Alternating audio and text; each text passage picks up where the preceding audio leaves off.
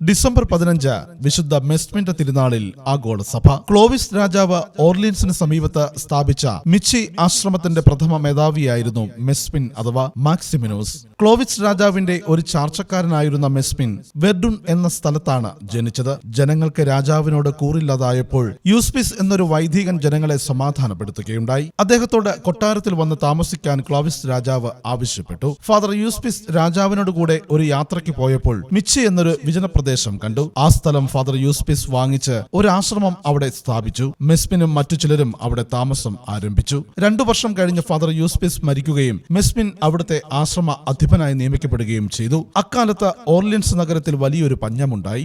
ഓർലിൻസ് നഗരവാസികൾക്കെല്ലാം ആശ്രമത്തിൽ നിന്ന് മെസ്മിൻ ഗോതമ്പും ഭക്ഷണവും കൊടുത്തുകൊണ്ടിരുന്നു. ഗോതമ്പ് എടുത്തു കൊടുക്കുമ്പോൾ ആശ്രമത്തിലെ ശേഖരം കുറഞ്ഞിരുന്നില്ല എന്ന വലിയ ഒരു അത്ഭുതമുണ്ടായി. 10 കൊല്ലത്തോളം മെസ്മിൻ ആശ്രമത്തിന്റെ തലവനായി സേവനമനുഷ്ഠിച്ചു.